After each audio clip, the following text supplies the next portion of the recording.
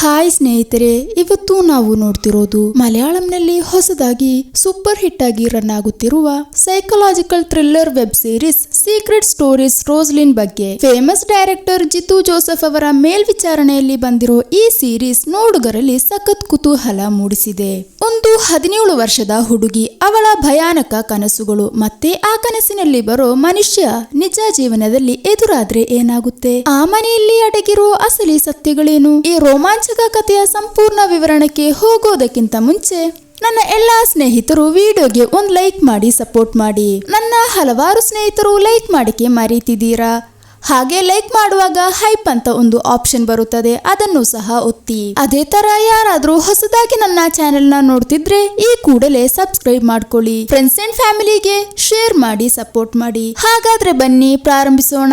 ಈ ಕಥೆಯ ಪ್ರಾರಂಭದಲ್ಲಿ ರೋಸ್ ವ್ಯಾಲಿ ಅನ್ನೋ ಒಂದು ಫಾರ್ಮ್ ಎಸ್ಟೇಟ್ ನ ಮನೆ ಮುಂದೆ ಅರ್ಧರಾತ್ರಿಯಲ್ಲಿ ಹೂಡಿ ಹಾಕಿರುವ ಒಬ್ಬ ಬಂದ್ಬಿಟ್ಟು ಎಲ್ಲರೂ ನಿದ್ದೆ ಮಾಡಿದಾರೆ ಅಂತ ಖಚಿತಪಡಿಸಿ ಆ ಮನೆಯೊಳಗಡೆ ನುಗ್ಗುತ್ತಾನೆ. ಆದ್ರೆ ಮೇಲ್ಮಹಡಿಯಲ್ಲಿ ಮಲಗಿರುವ ನಮ್ಮ ಈ ಸೀರೀಸ್ ನ ನಾಯಕಿ ರೋಸ್ಲಿನ್ ಸಡನ್ ಆಗಿ ನಿದ್ದೆ ಎಚ್ಚರಗೊಂಡು ಸ್ವಲ್ಪ ನೀರು ಕುಡಿಯೋಣ ಅಂತ ಎದ್ದೇಳುವಾಗ ರೂಮಿನ ಕಿಟಕಿ ಮೂಲಕ ನಾವು ಅವಾಗ್ಲೇ ನೋಡಿರುವ ಆ ಅಜ್ಞಾತನ ನೆರಳನ್ನ ಅವಳು ನೋಡ್ತಾಳೆ. ಸ್ವಲ್ಪ ಹೆದರಿದ ಅವಳು ಕೈಯಿಟ್ಟು ನೋಡಿದಾಗ ತನ್ನ ಸ್ವಂತ ನೆರಳು ಅಂತ ಅವಳಿಗೆ ಅನಿಸುತ್ತದೆ. ಹಾಗೆ ಟೆನ್ಷನ್ ಏನೂ ಇಲ್ಲದೆ ಕೆಳಗಡೆಗೆ ಇಳಿದಾಗ ಆ ನೆರಳು ಇನ್ನೂ ಕೂಡ ಅಲ್ಲೇ ಇರುತ್ತದೆ. ಸಡನ್ ಆಗಿ ಹಿಂದ್ಗಡೆಯಿಂದ ಬಂದ ಆ ಅಜ್ಞಾತ ಇದಾನಲ್ವಾ, ಒಂದು ಚಾಕು ಇಟ್ಕೊಂಡು ಅವಳನ್ನ ಆಕ್ರಮಿಸಕ್ಕೆ ನೋಡ್ತಾನೆ.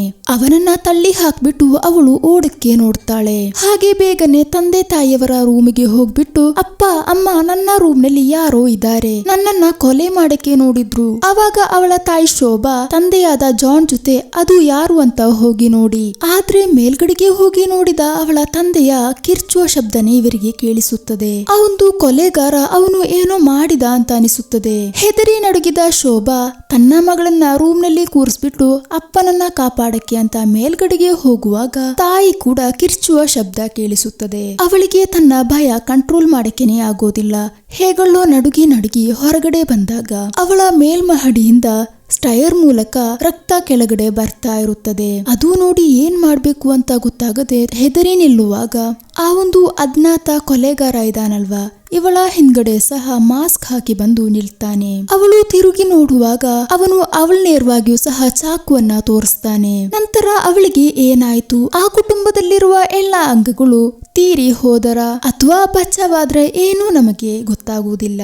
ನೆಕ್ಸ್ಟ್ ಸೀನ್ ಅಲ್ಲಿ ನಾವು ನೋಡ್ತಿರೋದು ಈ ಕಥೆಯ ನಾಯಕಿಯಾದ ರೋಸ್ಲಿನ್ ಹಾಗೂ ಅವಳ ಫ್ಯಾಮಿಲಿ ತಾಯಿ ಶೋಭಾಳ ಒಬ್ಬರು ಗೆಳತಿ ಇದ್ದಾರೆ. ಅವರ ಮನೆಯಲ್ಲಿ ಒಂದು ಫಂಕ್ಷನ್ ಗೆ ಹೋಗ್ತಾ ಇರ್ತಾರೆ. ಇವಾಗ್ಲೇ ನಮಗೊಂದು ವಿಷಯ ಗೊತ್ತಾಗೋದು, ರೋಸ್ಲಿನ್ಗೆ ಫೇವ್ರೇಟ್ ಆಗಿರೋ ಒಂದು ಪೆಟ್ ಇದೆ, ಅದು ಅಲ್ಲದೆ ಒಂದು ಚಿಕ್ಕ ತಮ್ಮ ಇದ್ದಾನೆ. ಹಾಗೆ ಅವರು ಆ ಗೆಳತಿಯ ಮನೆಗೆ ತಲುಪಿದಾಗ ಗೆಳತಿ ಕೇಳ್ತಾರೆ, ಅಲ್ಲ ಶೋಭಾ, ಇವಾಗ ಫಾರ್ಮ್ಗೆ ಚೇಂಜ್ ಆದಾಗ ವಿಷಯಗಳೆಲ್ಲವೂ ಸರಿ ಆಯ್ತಾ? ಫಾರ್ಮ್ ಹಾಗೂ ಚಿಕ್ಕ ಮಗನ್ನ ಇಟ್ಕೊಂಡು ಸ್ವಲ್ಪ ಕಷ್ಟವಾಗುತ್ತದೆ. ಗೆಳತಿ ಹೆಸರು ಕವಿತಾ ಅಂತ. ಅವಾಗ್ಲೇ ಕವಿತಾ ರೋಸ್ ಅನ್ನ ನೋಡ್ತಿರೋದು. ಶೋಭಾಳ ಜೊತೆ, ಅಲ್ಲ ಇವಳಿಗೆ ಇವಾಗ್ಲೂ ಸಹ ಯಾವುದೇ ರೀತಿಯ ಬದಲಾವಣೆ ಇಲ್ಲ ಅಲ್ವಾ? ಅವಾಗ ಶೋಭಾ, ನನ್ನ ದೊಡ್ಡ ಮಗ ಅಲನ್ ಇದಾನಲ್ವಾ, ಅವನಿಗೆ ಈ ತರ ಒಂದು ಆಕ್ಸಿಡೆಂಟ್ ಆದ ಮೇಲೇನೆ ಇವಳು ಈ ತರ ಆಗಿರೋದು. ನನಗೆ ಅವಳನ್ನ ದೂಷಿಸಕ್ಕೆ ಆಗುವುದಿಲ್ಲ, ಯಾಕಂದ್ರೆ ಮಗ ತೀರಿ ಹೋಗಿ 1 ವರ್ಷಗಳ ಕಾಲ ನನ್ನ ಮೆಂಟಲ್ ಸಿಚುವೇಶನ್ ಹೇಗಿತ್ತು ಅಂತ ನನಗೆ ಗೊತ್ತಲ್ವಾ. ಕೌನ್ಸಿಲಿಂಗ್, ಥೆರಪಿ ಹೀಗೆ ಮಾಡ್ಕೊಂಡೆ ನನ್ನ ಮನಸ್ಸನ್ನ ಒಮ್ಮೆ ನನಗೆ ಕಂಟ್ರೋಲ್ ಮಾಡಕ್ಕೆ ಆಗಿರೋದು. ಅವಳಿಗೂ ಸಹ ನಾವು ಟ್ರೀಟ್ಮೆಂಟ್ ಎಲ್ಲ ಕೊಡ್ಸಿದ್ವಿ, ಆದ್ರೆ ಯಾವುದೇ ರೀತಿಯ ಬದಲಾವಣೆ ನೋಡದಿದ್ದಾಗ ಇನ್ನೂ ಒಂದು ಚಿಕ್ಕ ಮಗು ಮನೆಗೆ ಬಂದ್ರೆ ಎಲ್ಲ ಸರಿಯಾಗುತ್ತೆ ಅಂತ ತಮ್ಮನನ್ನ ತಂದ್ವಿ. ಆದ್ರೂ ಸಹ ಯಾವುದೇ ರೀತಿಯ ಬದಲಾವಣೆ ಇಲ್ಲ, ನೀವೇ ನೋಡ್ತಿದ್ದೀರಲ್ವಾ? ಅವಾಗ ಕವಿತಾ ನೋಡಿದ್ರೆ, ಅಲ್ಲ ಅವಳಿಗೆ ಗೆಳೆಯರು ಯಾರಿಲ್ವಾ? 1-2 ಜನರು ಇದ್ದಾರೆ, ಆದ್ರೆ ಅವ್ರ ಜೊತೆ ಅವಳು ಎಷ್ಟು ಓಪನ್ ಆಗ್ತಿದ್ದಾಳೆ ಅಂತ ಗೊತ್ತಿಲ್ಲ ಅಲ್ವಾ? ಕವಿತಾ ಹೇಳ್ತಾಳೆ, ಸುಮ್ಮನೆ ಅಲ್ಲ, ಸ್ವಲ್ಪ ಹೊತ್ತು ಮುಂಚೆ ನನ್ನ ಮಗ ಅವಳ ಜೊತೆ ಮಾತನಾಡಕ್ಕೆ ಹೋಗಿ ಅವಳು ಮೈಂಡ್ ಕೂಡ ಮಾಡ್ಲಿಲ್ಲ. ಶೋಭಾ ಹೇಳ್ತಾಳೆ, ಇವತ್ತಿನ ಅವಳ ಮೂಡ್ ಆಫ್ ಗೆ ಕಾರಣ ಇದಲ್ಲ ಆಯ್ತಾ? ಅವಳು ಬೆಳಿಗ್ಗೆ ಒಂದು ಕನಸು ಕಂಡಿದ್ದಳು, ತುಂಬಾ ಭಯಪಡಿಸುವ ಒಂದು ಕನಸು ಅಂತ ಅವಳು ಹೇಳ್ತಿದ್ದಾಳೆ. ಅದು ಮಾತ್ರವಲ್ಲ, ಹಲವಾರು ಸತಿಯಾಗಿ ಪುನಃ ಅದೇ ಕನಸು ಅವಳು ಕಾಣ್ತಿದ್ದಾಳೆ ಅಂತೆ. ಹಾಗೆ ಹೊರಡೋದಕ್ಕಿಂತ ಮುಂಚೆ ಕವಿತಾ, ಶೋಭಾ ನೀನು ನನಗೊಂದು ಸಹಾಯ ಮಾಡಿಕೊಡಬೇಕು ಹಾಗಂತ ಹೇಳ್ತಾರೆ. ಆದ್ರೆ ಏನು ಸಹಾಯ ಅಂತ ನಮಗೆ ಕೇಳಿಸುವುದಿಲ್ಲ. ಹಾಗೆ ಅವರು ಹೋದ ಆ ಒಂದು ಫಂಕ್ಷನ್ ತುಂಬಾನೇ ಗ್ರ್ಯಾಂಡ್ ಆಗಿ ಸೆಲೆಬ್ರೇಟ್ ಮಾಡಿಬಿಟ್ಟು ಫಾರ್ಮ್ ಹೌಸ್ಗೆನೆ ಮರಳಿ ಬರ್ತಾರೆ. ತಂದೆ ತಾಯಿನೇ ಫಾರ್ಮ್ ಹೌಸ್ ಅನ್ನ ನೋಡ್ಕೊಳ್ತಿರೋದು.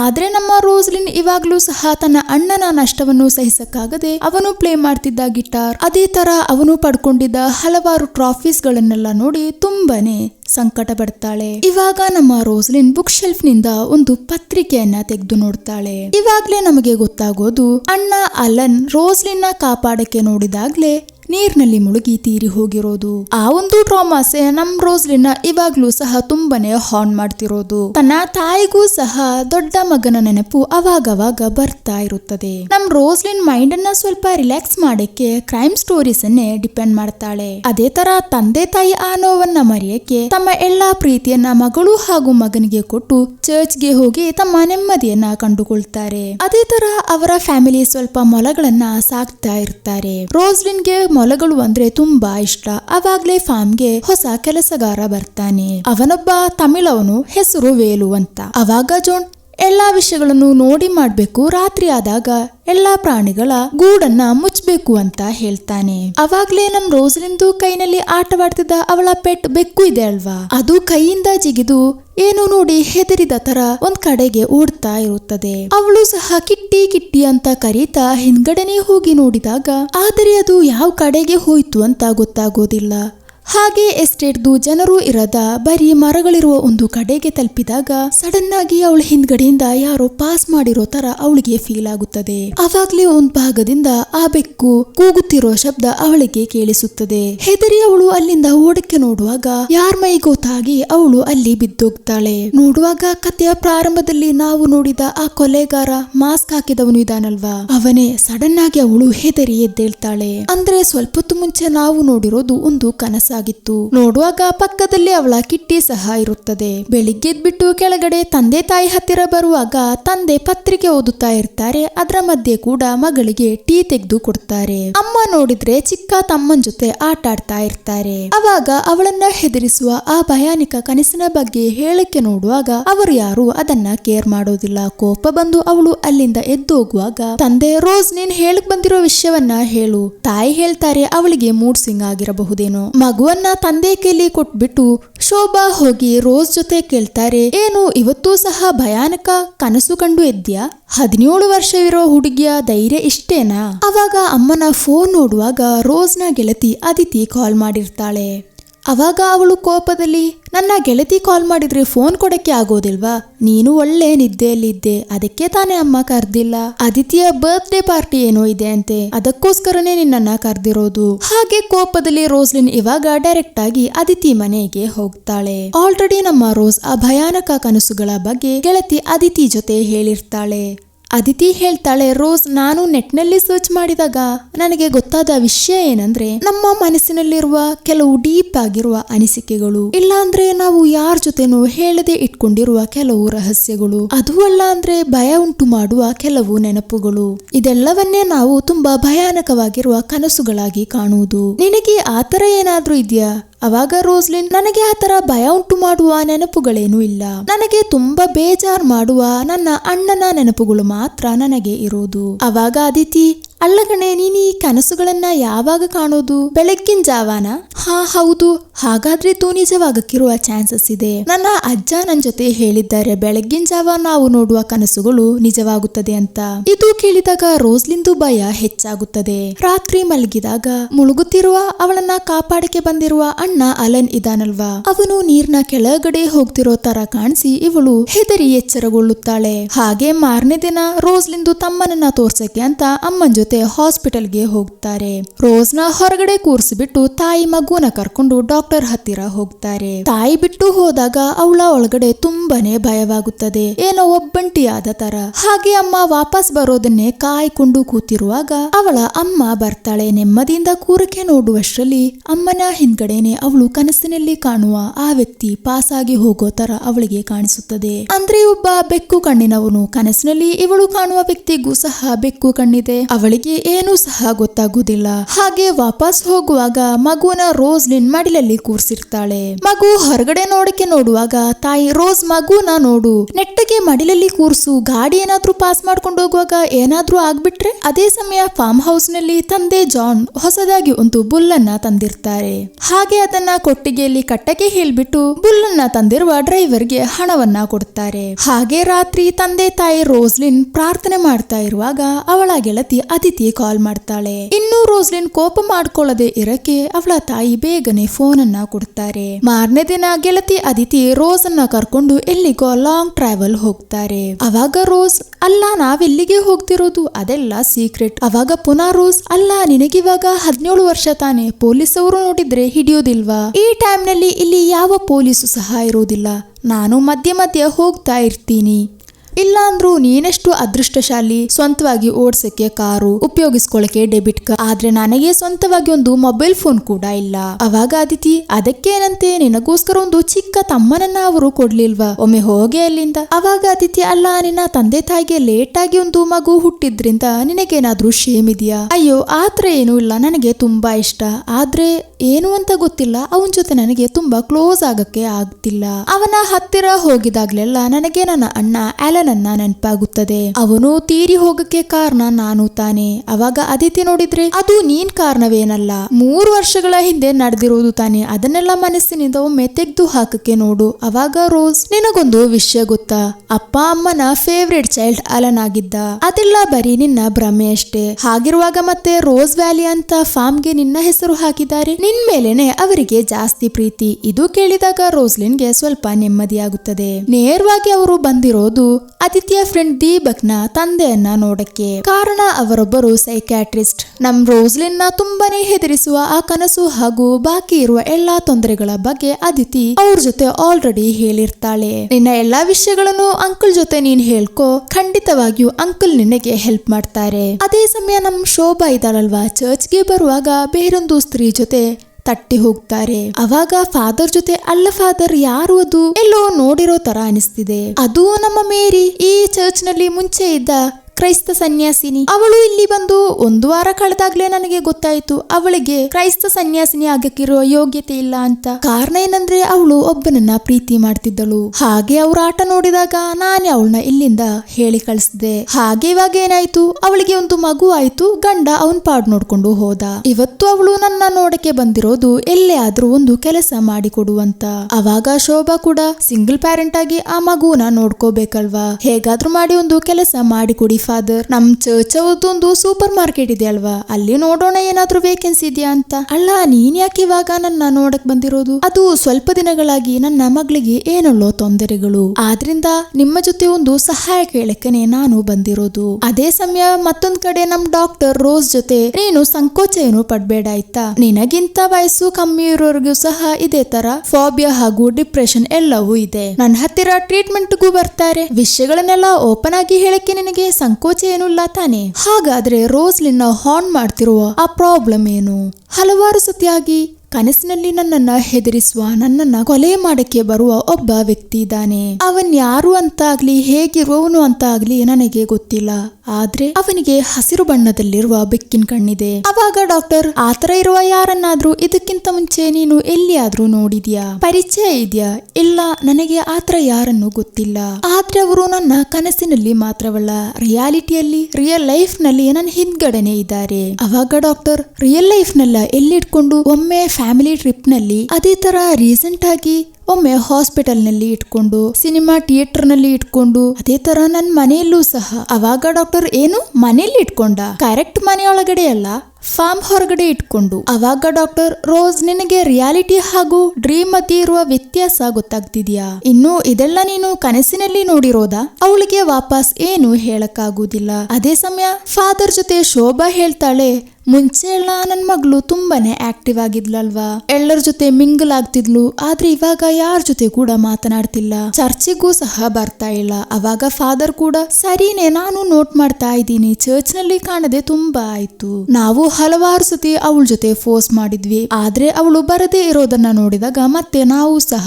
ಸುಮ್ಮನೆ ಆದ್ವಿ. ಅವಾಗ ಫಾದರ್, ಶೋಭಾ ನಾನೊಂದು ವಿಷಯ ಕೇಳ, ಅವಳಿಗೆ ಟೈಮ್ ಕೊಡಕ್ಕೆ, ಅವಳ ಹತ್ತಿರ ಹೋಗಿ ಕೂರಕ್ಕೆ ನೀನು ಟ್ರೈ ಮಾಡ್ತಿದೀಯಾ? ಅವಾಗ ಅಮ್ಮ ಕೂಡ ಇನ್ನೂ ಆತರ ಏನಾದ್ರೂ ಅವಳಿಗೆ ಅನ್ಸ್ತಿರಬಹುದಾ ಅಂತ ಮನಸ್ಸಿನಲ್ಲಿ ಯೋಚನೆ ಮಾಡ್ತಾ ಇರುವಾಗ ಮತ್ತೊಂದ್ ಕಡೆ ನಮ್ ಡಾಕ್ಟರ್ ಜೊತೆ ರೋಸ್ ಹೇಳಿರೋದು ಅದನ್ನೇ. ತಂದೆ ತಾಯಿಗೆ ನನ್ ವಿಷಯದಲ್ಲಿ ಒಂಚೂರು ಕೂಡ ಗಮನವಿಲ್ಲ. ರೋಸ್ ಹೇಳಿರೋ ವಿಷಯವನ್ನ ಇಟ್ಕೊಂಡು ನಮ್ಗೆ ತಂದೆ ತಾಯಿನ ಆತರ ದೂಷಿಸಕ್ಕೆ ಆಗುವುದಿಲ್ಲ. ಕಾರಣ ಅವರಿಗೆ ನೋಡಕ್ಕೆ ಒಂದು ದೊಡ್ಡ ಫಾರ್ಮ್ ಇದೆ, ಒಂದು ಚಿಕ್ಕ ತಮ್ಮ ಕೂಡ ಇದ್ದಾನಲ್ವಾ. ಇವಾಗ ರೋಸ್ ನ ಈ ಒಂದು ಏಜ್ ನಲ್ಲಿ ಆತರ ಚಿಕ್ಕ ಒಂದು ತಮ್ಮನನ್ನ ಸಿಗುವುದಂದ್ರೆ ಒಂದು ದೊಡ್ಡ ಗಿಫ್ಟ್ ಅಲ್ವಾ. ಆದ್ರಿಂದ ರೋಸೇ ಟೈಮ್ ಮಾಡ್ಕೊಂಡು ತಮ್ಮನ ಜೊತೆ ಆ ಕಡೆ ಮಿಂಗಲ್ ಆಗಕ್ಕೆ ಟ್ರೈ ಮಾಡು. ಅದೇ ತರ ತಂದೆ ತಾಯಿಗೆ ಟೈಮ್ ಸಿಗ್ತಾ ಇಲ್ಲ ಅಂದ್ರೆ ಆ ಕಡೆಗೆ ಹೋಗಿ ಅವ್ರ ಜೊತೆ ಮಾತನಾಡಕ್ಕೆ ಟ್ರೈ ಮಾಡು. ಅವಾಗ ಮೆಲ್ಲೆ ಮೆಲ್ಲೆ ಎಲ್ಲಾ ವಿಷಯಗಳು ಸರಿಯಾಗುತ್ತದೆ. ಮತ್ತೆ ಪುನಃ ಆಂಗ್ಸೈಟಿ ಯಾವತ್ತಾದ್ರೂ ಬರೋದಾದ್ರೆ ನಾನ್ ಹೇಳ್ಕೊಟ್ಟಿರುವ ಆ ಬ್ರೀತಿಂಗ್ ಎಕ್ಸರ್ಸೈಸ್ ಅನ್ನ ಟ್ರೈ ಮಾಡು. ಅದೇ ಸಮಯ ಫಾದರ್ ಅವಳ ತಾಯಿ ಜೊತೆ ಹೇಳ್ಕೊಡ್ತಿದ್ದಾರೆ, ಜೀವನದಲ್ಲಿ ನಮಗೆ ನೂರಾರು ವಿಷಯಗಳು ಇರುತ್ತವೆ. ಅವಾಗ ನೀನು ನಿನ್ನ ಚಿಕ್ಕ ಮಗನನ್ನ ಗಮನಿಸುವಾಗ ದೊಡ್ಡ ಮಗಳಿಗೆ ಗಮನ ಬೇಡ ಅಂತ ಅನ್ಕೋಬೇಡ. ಪ್ರತ್ಯೇಕವಾಗಿ ಅವಳಿವಾಗ 17 ವರ್ಷವಿರುವ ಟೀನೇಜ್ ವಯಸ್ಸಿನಲ್ಲಿದ್ದಾಳೆ. ಈ ಕ್ರೂಷಲ್ ಆಗಿರೋ ಟೈಮ್ ನಲ್ಲಿ ಅವಳು ನಿನ್ನ ಹತ್ತಿರ ಬರಕ್ಕೆ ಸಂಕೋಚ ಪಟ್ರು ನೀನು ಆ ಕಡೆ ಹೋಗ್ಬಿಟ್ಟು ಅವಳ ಜೊತೆ ಪ್ರೀತಿ ತೋರಿಸು. ಸ್ವಲ್ಪ ಗಮನ ಹಾಗೂ ಮನಸ್ಸು ಬಿಟ್ಟು ಮಾತನಾಡಿದ್ರೆ ಎಲ್ಲವೂ ಸರಿಯಾಗುತ್ತದೆ. ಅವಾಗ ಅಮ್ಮ ನೋಡಿದ್ರೆ, ಫಾದರ್ ನಾನು ಇಲ್ಲಿವರೆಗೆ ಬಂದಿರೋದು ನಿಮಗೆ ಸ್ವಲ್ಪ ಟೈಮ್ ಸಿಗುವಾಗ ಒಮ್ಮೆ ಅವಳ ಜೊತೆ ಬಂದು ಮಾತನಾಡಬಹುದಾ? ಅವಾಗ ಫಾದರ್, ಈಗಿನ ಕಾಲದ ಮಕ್ಕಳ ಜೊತೆ ಫಾದರ್ಸ್ ಹೇಳಿದ್ರೆ ಏನಾದ್ರೂ ಕೇಳ್ತಾರ?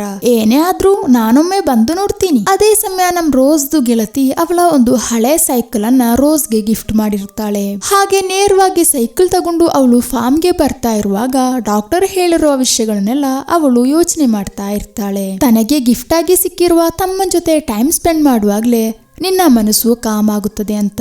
ಮತ್ತೆ ನಿನ್ನ ಮನಸ್ಸಿನಲ್ಲಿರುವ ಭಯವನ್ನ ನೀನು ಎದುರಿಸಕ್ಕಿರುವ ಒಳ್ಳೆಯ ದಾರಿ ಅಂದ್ರೆ ಆ ಒಂದು ಫಿಯರ್ ಅನ್ನ ನೀನು ನೇರವಾಗಿ ಫೇಸ್ ಮಾಡೋದು. ಹಾಗೆ ಮನೆಗೆ ತಲುಪಿಬಿಟ್ಟು ತಂದೆ ತಮ್ಮನ ಜೊತೆ ಆಟವಾಡ್ತಾ ಇರುವಾಗ ಪ್ರೀತಿಯಿಂದ ಅವನನ್ನ ಎತ್ಕೊಳ್ತಾಳೆ. ಏನೋ ಇವತ್ತು ತುಂಬಾ ಹ್ಯಾಪಿ ಆಗಿದ್ಯಾ?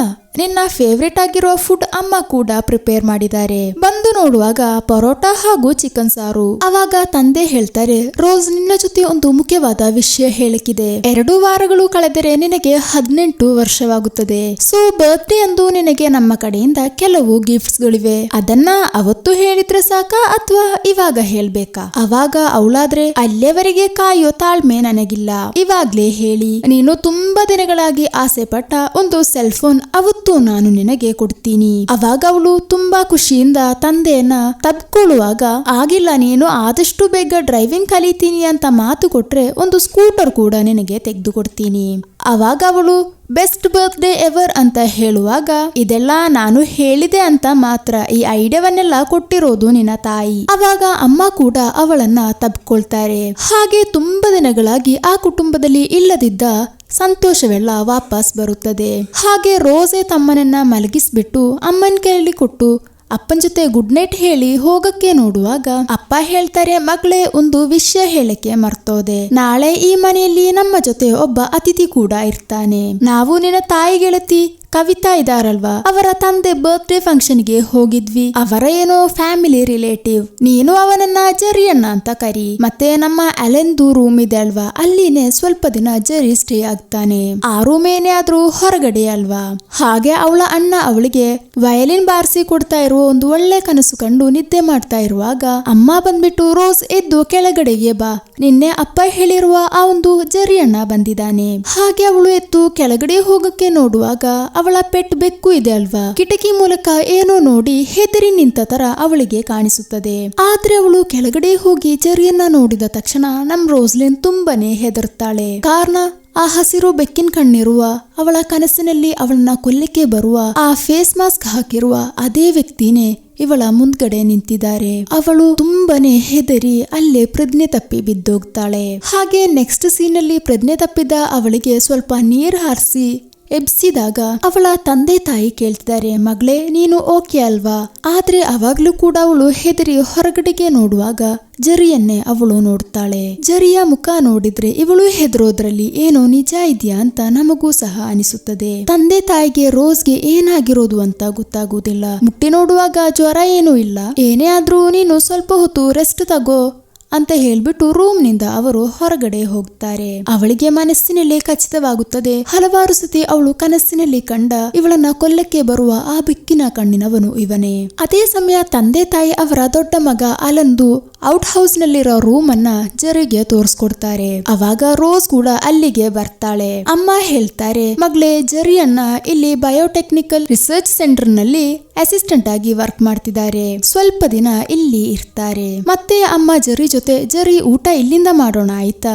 ಅವನು ಸಹ ಆಗ್ಲಿ, ಬ್ರೇಕ್ಫಾಸ್ಟ್ ಮಾತ್ರ ಸಾಕಾಗುತ್ತದೆ, ಯಾಕಂದ್ರೆ ನಾನು ಕೆಲಸಕ್ಕೆ ಹೋದ್ರೆ ಲಂಚ್ ಹಾಗೂ ಡಿನ್ನರ್ ಕ್ಯಾಂಟೀನ್ ನಿಂದನೇ ಮಾಡ್ಕೊ ಬರ್ತೀನಿ. ಹಾಗೆ ಆ ರೂಮ್ದು ಕೀ ಕೊಟ್ಟು ಹೊರಗಡೆ ಬಂದಾಗ ತಂದೆ ಜಾನ್ ಹೇಳ್ತಾರೆ, ಸ್ನಾನ ಮಾಡಿ ಫ್ರೆಶ್ ಆದ್ರೆ ಈ ಒಂದು ಭಾಗವನ್ನೆಲ್ಲ ನಾನು ನನ್ನ ಕಾರ್ನಲ್ಲೇ ಕರ್ಕೊಂಡೋಗಿ ತೋರ್ಸ್ಕೊಡ್ತೀನಿ. ಅವಾಗ ಜರಿ ಕೂಡ ಸರಿ ಆಯ್ತು ಹಾಗೆ ಆಗ್ಲಿ. ಜರಿ ರೋಸ್ ಅನ್ನ ನೋಡ್ಬಿಟ್ಟು, ಏನು ನನ್ನ ನೋಡಿ ಹೆದರೋದ್ಯಾ? ಅವಾಗ್ಲೂ ಸಹ ಅವಳು ತುಂಬಾನೇ ಹೆದರಿ ನಿಲ್ತಾಳೆ. ಹಾಗೆ ತಂದೆ ಜರಿನ ಕರ್ಕೊಂಡು ಹೊರಗಡೆ ಹೋದಾಗ ತಾಯಿ ಕೇಳ್ತಿದ್ದಾಳೆ, ನಿನಗೆ ಏನಾಗಿರೋದು? ಅವಾಗ ರೋಸ್, ಅಮ್ಮ ನಾನು ಕನಸಿನಲ್ಲಿ ಕಾಣುವ ಅದೇ ವ್ಯಕ್ತಿನೇ ಇವಾಗ ಮನೆಗೆ ಬಂದಿರೋದು. ಅವಾಗ ತಾಯಿ, ಏನು ಕನಸಿನಲ್ಲಿ ಕಾಣೋ ವ್ಯಕ್ತಿನ? ನಿನಗೆ ಗ್ಯಾರಂಟಿನಾ? ಹೌದು, 100% ನನಗೆ ಗ್ಯಾರಂಟಿ ಇದೆ, ಇದು ಅವನೇ.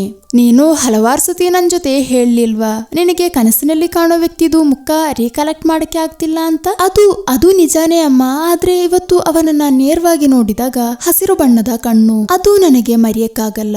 ಅವಾಗ ತಾಯಿಯಾದ್ರೆ ರೋಸ್ಲಿನ್ ಓದುವ ಮಿಸ್ಟ್ರಿ ಕತೆ ಬುಕ್ ಅನ್ನ ತೋರಿಸ್ಬಿಟ್ಟು, ಈ ತರ ನೋವೆಲ್ಸ್ ಗಳನ್ನೆಲ್ಲ ಓದಿದರೆ ನಿನಗೆ ಈ ತರ ಹಲವಾರು ಕನೆಕ್ಷನ್ಸ್ ಗಳು ಬರುತ್ತದೆ, ಇದಕ್ಕಿಂತ ಜಾಸ್ತಿ ನೀನು ಹೇಳಲಿಲ್ಲ ಅಂದ್ರೇನೆ ಆಶ್ಚರ್ಯ ಪಡ್ಬೇಕು. ಈ ಬುಕ್ ಎಲ್ಲ ಓದುವ ವಯಸ್ಸು ನಿಂದು ಮುಗೀತಲ್ವಾ, ನಿನಗೆ ಯಾವ್ದಾದ್ರು ಒಳ್ಳೆಯ ಪುಸ್ತಕ ಓದ್ಬಾರ್ದ? ಅವಾಗ ಅವಳಾದ್ರೆ, ಅಮ್ಮ ಒಮ್ಮೆ ನಾನು ಹೇಳೋದನ್ನ ನಂಬು. ಸರಿ ಆಯ್ತು, ನೀನ್ ಹೇಳ್ತಿರೋದನ್ನೇ ನಂಬ್ತೀವಿ. ನೀನು ಕನಸಿನಲ್ಲಿ ಕಾಣೋ ಹಸಿರು ಬಣ್ಣದ ಕಣ್ಣಿರುವವನೇ ಇವನು, ಆದ್ರೂ ಸಹ ಇಲ್ಲಿ ನಾವೆಲ್ಲ ಇಲ್ವಾ? ಅದು ಮಾತ್ರವಲ್ಲ, ಒಂದು ವಾರದ ಅವನ ರಿಸರ್ಚ್ ಮುಗಿದ ತಕ್ಷಣ ಅವನು ಇಲ್ಲಿಂದ ಹೋಗ್ತಾನೆ. ಅಲ್ಲಿವರೆಗಾದ್ರೂ ಅವನ ಜೊತೆ ಒಳ್ಳೆ ರೀತಿಯಲ್ಲಿ ನಡ್ಕೋಬಹುದಾ? ಅವಾಗ ರೋಸ್ ಆದ್ರೆ, ನನ್ ಕೈಲೆಲ್ಲ ಆಗಲ್ಲ, ಹಾಗಾದ್ರೆ ಅವನ ಹತ್ತಿರ ಅವನನ್ನ ನೋಡಕ್ಕೇನೆ ಹೋಗ್ಬೇಡ, ಅದಾದ್ರೂ ಆಗುತ್ತದ? ಇದಕ್ಕೆ ರೋಸ್ ಮರಳಿ ಏನೂ ಸಹ ಹೇಳುವುದಿಲ್ಲ. ಅದೇ ಸಮಯ ಮತ್ತೊಂದ್ ಕಡೆ ತಂದೆ ಜರಿ ಜೊತೆ ಕೇಳ್ತಿದ್ದಾರೆ, ಜರಿ ನಿಂದೊಂದು ವ್ಯತ್ಯಸ್ತವಾಗಿರುವ ಪೆಕ್ಯುಲರ್ ಐಸ್ ಅಲ್ವಾ? ಅವಾಗ ಜರಿ ಕೂಡ, ಅದು ನನ್ನ ಅಜ್ಜನ ಕೈಯಿಂದ ಸಿಕ್ಕಿರೋದು. ಅವಾಗ ಜೋನ್, ನೀನು ಕುಡಿತ್ಯ, ಅದೇ ತರ ಸಿಗರೇಟ್ ಇಳಿತ್ಯ? ಮಧ್ಯ ಮಧ್ಯ ಕುಡಿಯೋದು ಇಳಿಯೋದೆಲ್ಲ ಮಾಡ್ತೀನಿ, ಮತ್ತೆ ನಿಮಗೆ ತೊಂದರೆ ಆಗೋ ತರ ನಾನು ಮನೆಯಿಂದ ಇಳಿಯಲ್ಲ ಆಯ್ತಾ, ಹೊರಗಡೆ ಹೋಗುವಾಗ ಎಳ್ಕೋತೀನಿ. ನಂತರ ಜರಿ ಕೂಡ, ನೀವು ಕುಡಿತೀರಾ? ಮಧ್ಯ ಮಧ್ಯ ನಾನು ಮತ್ತೆ ನನ್ನ ಹೆಂಡತಿ ಕುಡಿತೀವಿ, ನಿನಗೆ ಇಂಟ್ರೆಸ್ಟ್ ಇದ್ರೆ ಕರೀತೀವಿ. ಜರಿ ಕೂಡ ಸರಿ ಆಯ್ತು. ಹಾಗೆ ಜರಿಯನ್ನ ಅವನ ಆಫೀಸ್ ನಲ್ಲಿ ಡ್ರಾಪ್ ಮಾಡಿಬಿಟ್ಟು, ಸಂಜೆ ನಿನ್ನ ಪಿಕ್ ಮಾಡಕ್ಕೆ ನಾನು ಬರ್ಬೇಕಾ? ಅದೇನು ಬೇಡ, ನಾನು ಈ ಪ್ರಕೃತಿ ಸೌಂದರ್ಯವನ್ನೆಲ್ಲ ನೋಡ್ಕೊಂಡು ಮೆಲ್ಲೆ ನಡ್ಕೋ ಬರ್ತೀನಿ. ಅಂಕಲ್ ಆಫೀಸ್ ಒಳಗಡೆ ಬರ್ತೀರಾ? ಇಲ್ಲ, ಇನ್ನೊಂದ್ಸಲ ಬರ್ತೀನಿ.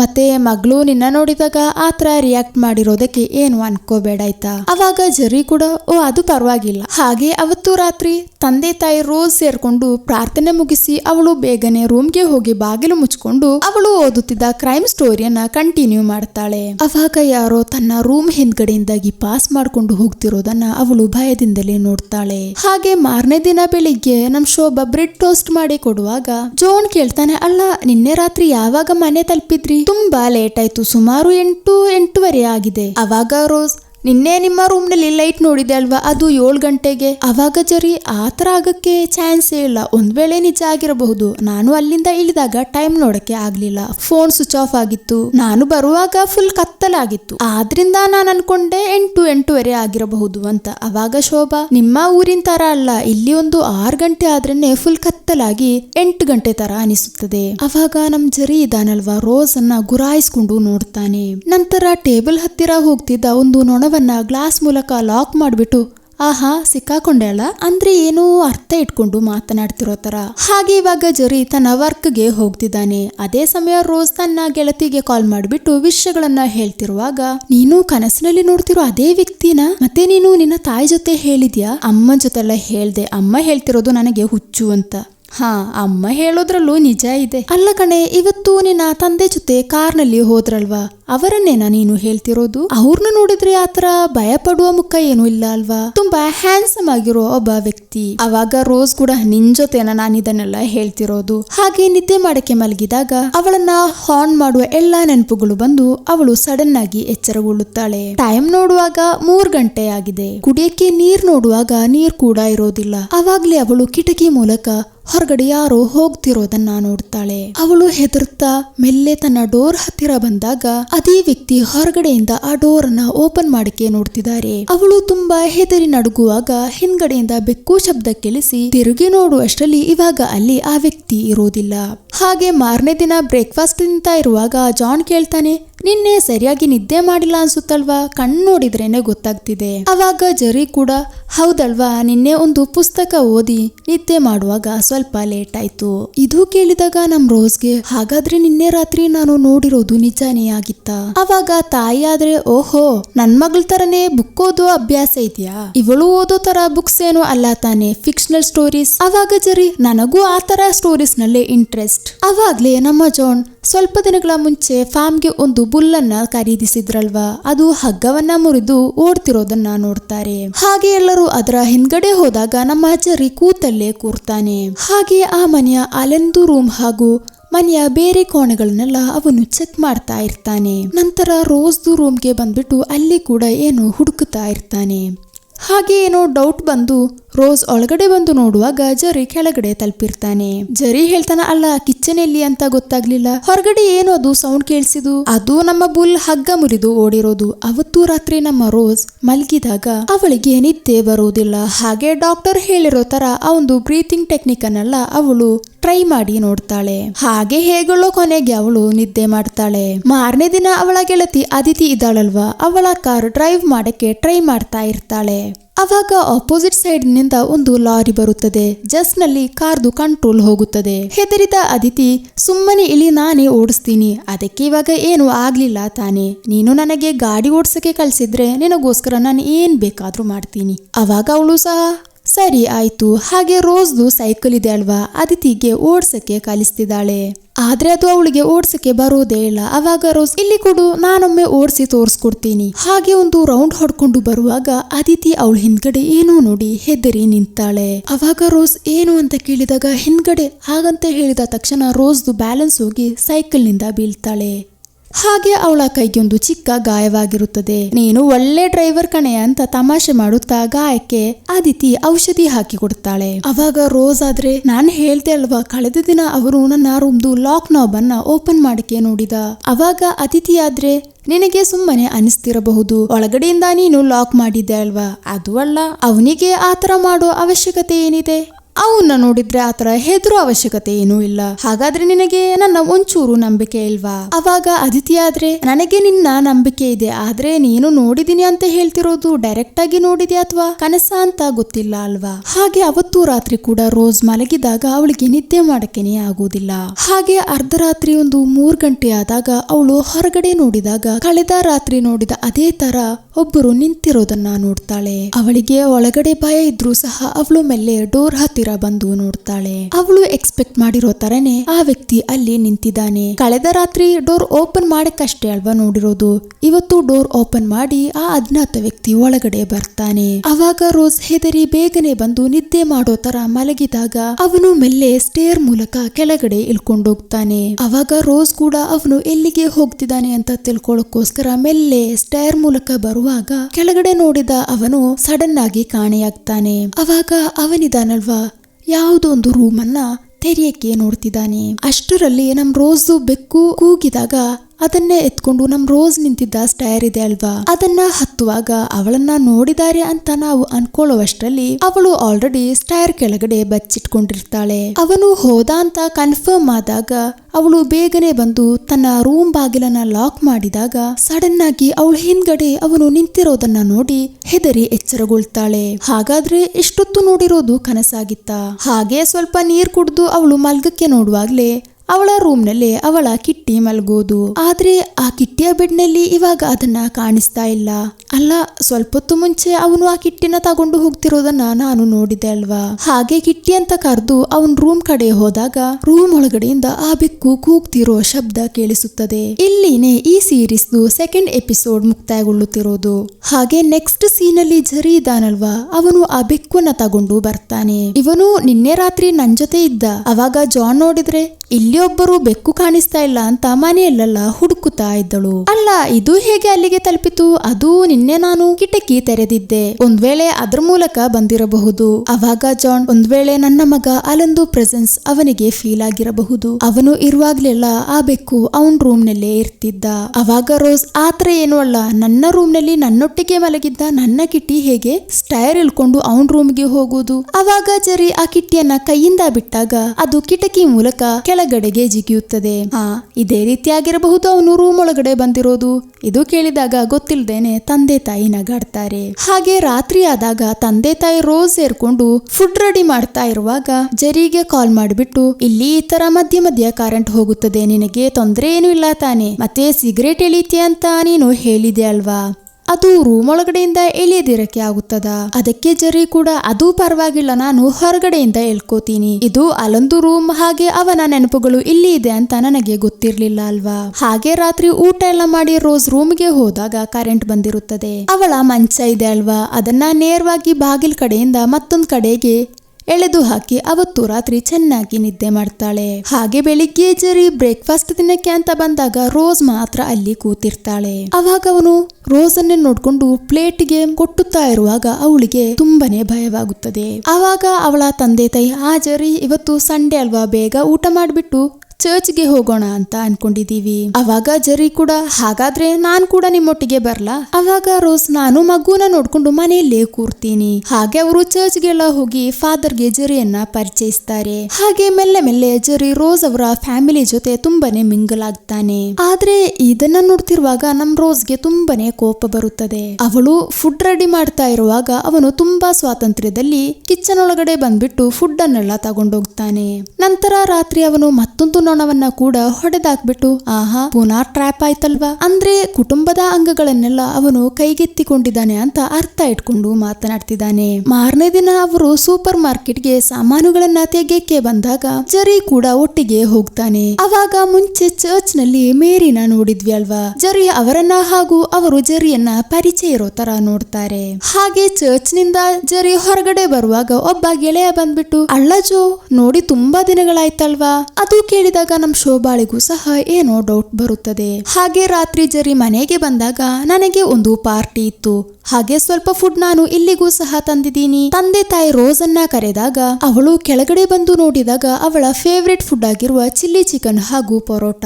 ಓಹೋ, ಇದು ಹೇಗೆ ಇಷ್ಟು ಕರೆಕ್ಟ್ ಆಗಿ ನೀವು ತಂದ್ರಿ? ಅವಾಗ ಜಾನ್ ನೋಡಿದ್ರೆ ಜರಿ ಜೊತೆ, ಹಾಗಾದ್ರೆ ಒಟ್ಟಿಗೆ ಊಟ ಮಾಡೋಣಲ್ವಾ? ಅಯ್ಯೋ, ನಾನು ಇವಾಗಷ್ಟೇ ಊಟ ಮಾಡಿ ಬಂದಿದ್ದೀನಿ, ಅದು ಸರಿಯಾಗೋದಿಲ್ಲ, ಫ್ಯಾಮಿಲಿ ಜೊತೆ ಸ್ವಲ್ಪ ತಿನ್ಬೇಕು. ಅವಾಗ ಜರಿ ಕೂಡ ಸರಿ. ಜಾನ್ ಹೇಳ್ತಾನೆ, ಇವಾಗ್ಲೇ ಒಂದು ಚಿಕ್ಕ ಪೆಗ್ ಹೊಡಿಕೆ ಕರೆಕ್ಟ್ ಟೈಮ್ ಅಂತ ಹೇಳ್ತಾನೆ. ಇದು ಕೇಳಿದಾಗ ರೋಸ್ ನೋಡಿದ್ರೆ, ಅಪ್ಪ ಇದಕ್ಕಿಂತ ಮುಂಚೆ ಇಷ್ಟೆಲ್ಲ ಕುಡಿತಿರ್ಲಿಲ್ಲ, ಇವಾಗ ತುಂಬಾನೇ ಕುಡಿತಿದ್ದೀರಾ. ಅವಾಗ ಶೋಭಾ ಕೂಡ, ಅದು ಮಗಳು ಹೇಳಿರೋದು ನಿಜಾನೇ, ನನಗೂ ಸಹ ಡೌಟ್ ಇದೆ. ಅವಾಗ ಜಾನ್, ಇದು ಸ್ವಲ್ಪನೇ ಇರೋದು, ಇದು ಲಾಸ್ಟ್. ಹಾಗೆ ಅವರು 3 ಜನರಿಗೂ ಇದ್ದಾಗ ಕೋಪ ಬಂದು ರೋಸ್ ಅಲ್ಲಿಂದ ಎದ್ದೋಗ್ತಾಳೆ. ಅವಾಗ ಪ್ಯಾರೆಂಟ್ಸ್ ಆದ್ರೆ ಅದನ್ನ ಸೀರಿಯಸ್ ಆಗಿ ತಗೋಬೇಡ. ಹಾಗೆ ಶೋಭಾ ಪರೋಟ ಹಾಗೂ ಚಿಲ್ಲಿಯನ್ನ ರೂಮ್ಗೆ ತಗೊಂಡು ಹೋಗಿ ಕೊಟ್ಟು, ಕೋಪ ತೋರಿಸ್ಬೇಕಾಗಿರೋದು ಊಟದ ಜೊತೆ ಎಲ್ಲ ಊಟ ಮಾಡಿ ಪ್ಲೇಟ್ ಇಲ್ಲೇ ಇಟ್ಕೋ, ನಾನು ಬೆಳಿಗ್ಗೆ ಬಂದು ತಗೋತೀನಿ ಅಂತ ಹೇಳ್ತಾಳೆ. ಆದ್ರೂ ಸಹ ರೋಸ್ ಮುಖದಲ್ಲಿರುವ ಡೆಸ್ಪ್ ಹೋಗದಿದ್ದಾಗ ಅಮ್ಮ ಹೇಳ್ತಾಳೆ, ಜರಿ ಇನ್ನು 2-3 ದಿನಗಳು ಕಳೆದ್ರೆ ಹೋಗ್ತಾನಲ್ವಾ, ಅಲ್ಲಿಯವರೆಗೆ ಕೋಪ ಮಾಡ್ಕೊಳ್ಳದೆ ಇರಬಹುದಲ್ವಾ, ಇನ್ನು ಅವ್ರು ಕುಡಿತಿರೋ ಬಗ್ಗೆ ಆದ್ರೆ ಇವತ್ತೇ ಲಾಸ್ಟ್, ಇನ್ನು ಕುಡಿಯುವುದಿಲ್ಲ.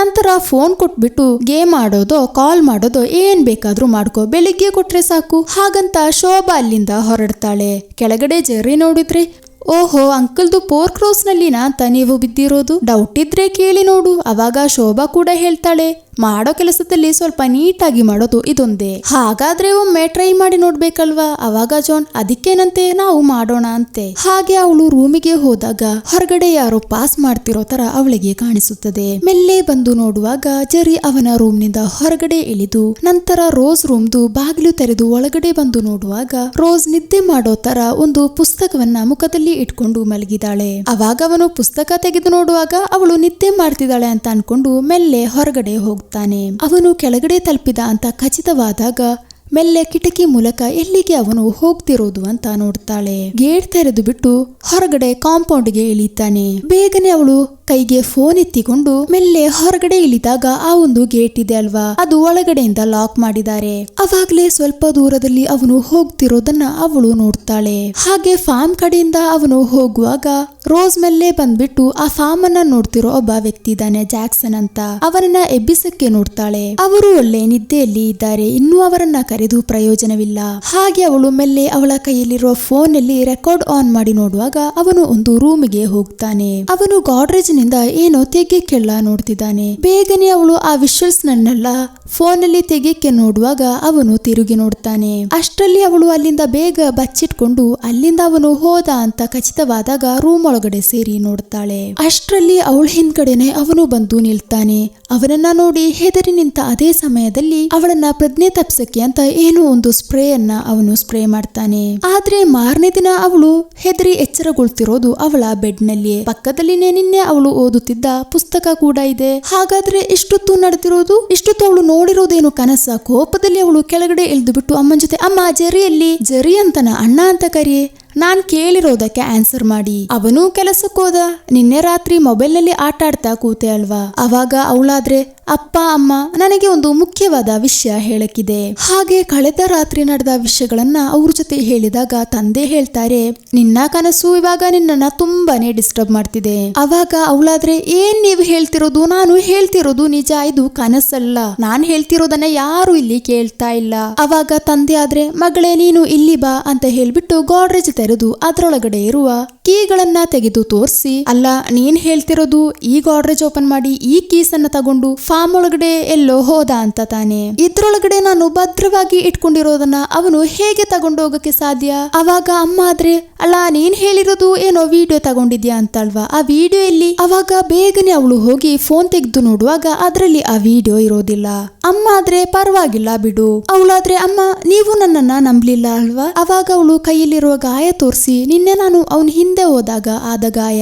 ಅಮ್ಮ ಆದ್ರೆ, ಯಾಕೆ ಮಗಳೇ ಸುಳ್ಳು ಹೇಳ್ತಿದ್ಯಾ? ಕಳೆದ ದಿನ ಸೈಕಲ್ ನಿಂದ ಬಿದ್ದಾಗ ಆದ ಗಾಯ ತಾನೇ ಇದು. ಅವಳಿಗೆ ತುಂಬಾನೇ ಕೋಪ, ಸಂಕಟ, ಫ್ರಸ್ಟ್ರೇಷನ್ ಎಲ್ಲವೂ ಬರುತ್ತದೆ. ತನ್ನ ಸುತ್ತಲೂ ಏನು ನಡೀತಿದೆ, ಯಾಕೆ ನನ್ನನ್ನ ಯಾರು ಅರ್ಥ ಮಾಡ್ಕೊಳ್ತಿಲ್ಲ? ಅವಾಗ ಹೊರಗಡೆಯಿಂದ ತಂದೆ ತಾಯಿ ತುಂಬಾ ಬೇಜಾರಿನಿಂದ ಮಗಳೇ ಅಂತ ಕರೀತಾರೆ. ಓಡಿ ಹೋಗಿ ನೋಡುವಾಗ ನಮ್ಮ ರೋಸ್ದು ಫೇವ್ರೆಟ್ ಪೆಟ್ಟಾಗಿರುವ ಕಿಟ್ಟಿಯಲ್ಲಿ ಸತ್ತಿರುತ್ತದೆ. ಇದು ನೋಡಿದಾಗ ರೋಸ್ ಪ್ರಜ್ಞೆ ತಪ್ಪಿ ಅಲ್ಲಿ ಬೀಳ್ತಾಳೆ. ಇಲ್ಲಿನೇ ಈ ಸೀರೀಸ್ದು 3ನೇ ಭಾಗ ಕೊನೆಗೊಳ್ಳುತ್ತದೆ. ಇನ್ಮುಂದೇನೆ ನಾವು ಸ್ವಲ್ಪ ಕೂಡ ಎಕ್ಸ್ಪೆಕ್ಟೇ ಮಾಡದ ಟ್ವಿಸ್ಟ್ ರಹಸ್ಯಗಳು ರಿವೀಲ್ ಆಗುತ್ತದೆ. ಹಾಗಾದ್ರೆ ಆ ಒಂದು ಪಾರ್ಟ್ ನ ನಾವು ಈ ಕಥೆಯ 2ನೇ ಭಾಗದಲ್ಲಿ ನೋಡೋಣ. ಆ ವಿಡಿಯೋನ ಆದಷ್ಟು ಬೇಗ ನಿಮ್ಮ ಹತ್ತಿರ ತಲುಪಿಸಲು ಮ್ಯಾಕ್ಸಿಮಮ್ ಈ ವಿಡಿಯೋಗೆ ಲೈಕ್ ಮಾಡಿ, ಅದೇ ತರ ಹೈಪ್ ಆಪ್ಷನ್ ಅನ್ನ ಕ್ಲಿಕ್ ಮಾಡಿ ಫ್ರೆಂಡ್ಸ್ ಅಂಡ್ ಫ್ಯಾಮಿಲಿಗೆ ಶೇರ್ ಮಾಡ್ಕೊಳ್ಳಿ. ಇನ್ನು ನನ್ನ ಚಾನೆಲ್ಗೆ ಸಬ್ಸ್ಕ್ರೈಬ್ ಮಾಡ್ಕೊಂಡಿಲ್ಲ ಅಂದ್ರೆ ಇವಾಗಲೇ ಸಬ್ಸ್ಕ್ರೈಬ್ ಮಾಡ್ಕೊಳ್ಳಿ.